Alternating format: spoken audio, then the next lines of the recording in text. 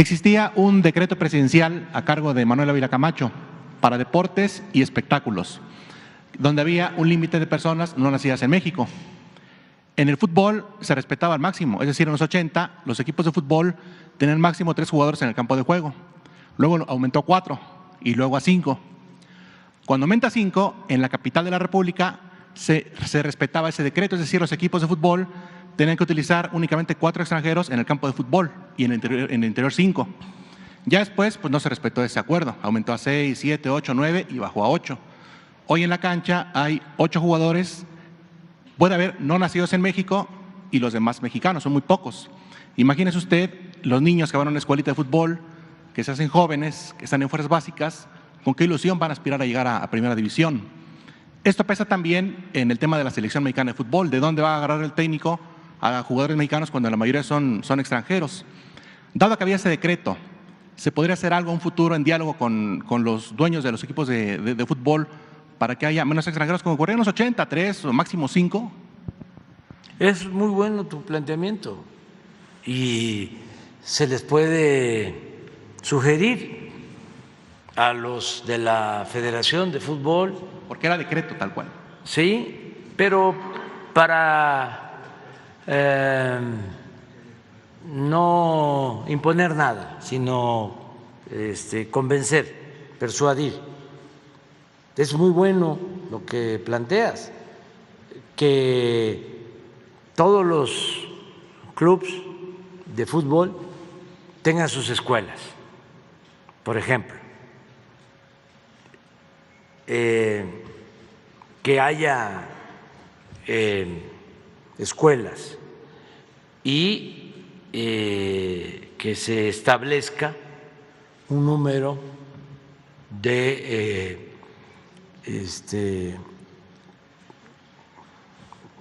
futbolistas profesionales extranjeros, un límite. ¿Sí? Esto ayudaría muchísimo porque se le da oportunidad más a los mexicanos. Además, hay en México para todos los deportes mucho potencial, hay madera. Por ejemplo, deben de haber ahora como unos 15, 20 beisbolistas mexicanos y buenos en grandes ligas.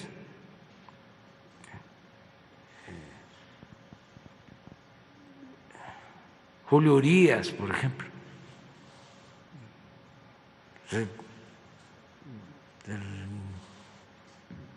mejor pitcher, uno de los mejores pitchers del Dodger, grandes ligas. Y lo mismo en el fútbol y lo mismo en todos los deportes. Entonces, es cosa de que se tengan las escuelas, que se promueva la creación de muchas escuelas. Incluso nosotros hasta ayudamos en eso. Nosotros tenemos ya escuelas de béisbol.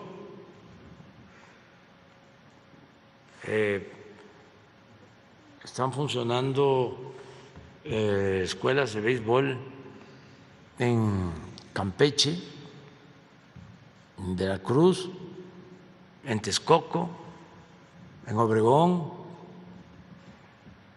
en Hermosillo, y están los jóvenes estudiando una carrera que tiene que ver con el deporte,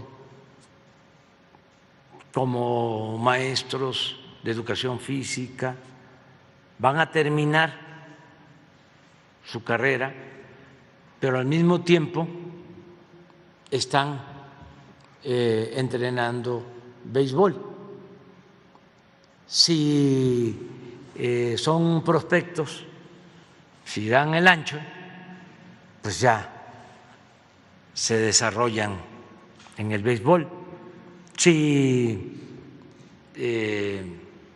no alcanzan a tener nivel, terminan su carrera deportiva, tienen una opción y se les va a garantizar que tengan una plaza como maestros de educación física. Entonces, algo parecido podría hacerse en el caso del fútbol, pero tiene que ser con el acuerdo de la federación, y yo pienso que podrían los dueños de los clubes llevar a cabo este plan, porque la gente quiere eso y lo merece la afición. Entonces lo que tú estás proponiendo pues es bueno, y siempre me imagino que se debe de utilizar como excusa el que si baja el nivel, si no traen extranjeros, baja el nivel y la gente ya no va a los estadios.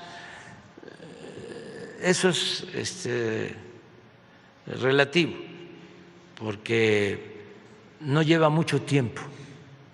En 3 años ya hay prospectos. Si se hace buen trabajo de preparación, de entrenamiento, los países donde hay desarrollo deportivo, profesional, pues le dan mucha atención a los entrenadores. Bueno, aquí nuestros deportistas olímpicos, quienes participan en competencias internacionales, traen sus entrenadores. Ahora en remo, por ejemplo, que se obtuvieron medallas, entregamos aquí el premio a las que participaron, mujeres y su entrenadora. Y para los deportistas el triunfo, la medalla, es también, aunque no se le entregue al entrenador, es parte de su maestra, de su maestro. Entonces, eso es lo que se tiene que hacer, o sea, fomentar el deporte desde la niñez, la juventud,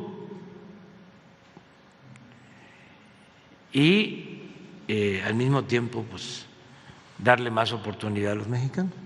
En países fuertes en fútbol como España e Italia hay estadios con capacidad para 10,000 personas. En México, para evitar lo que se planteaba en el reportaje, el ascenso y el descenso, elevaron un cuaderno de cargos de manera excesiva, es decir, para que no lleguen más equipos a la primera división y evitar el tema del ascenso. Ese cuaderno de cargos quita que estadios importantes como el Estadio Azulgrana en la capital, el de los Toros del Atlético Celaya en Guanajuato o el de la Javier Brava de Tampico Madero no sean de primera división. ¿Podría dialogarse también eso, pues, para que haya más dueños y que puedan aspirar a llegar al máximo circuito con el regreso del ascenso y el descenso en el fútbol mexicano? Pues sí, yo pienso que Amir, con ustedes, pueden hacer una propuesta.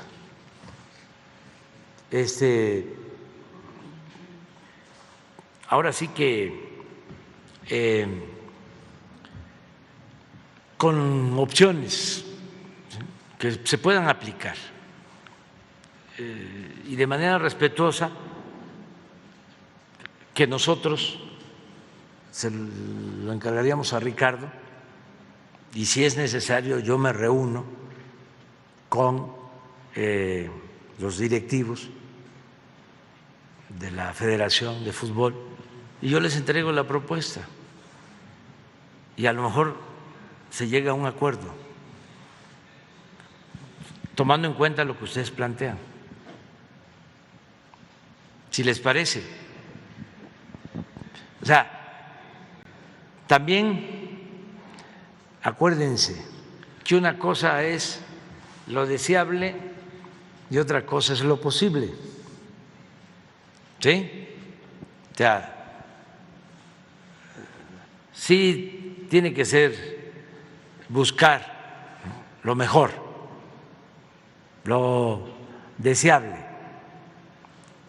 pero ¿qué podemos lograr? O cómo irlo haciendo por etapas.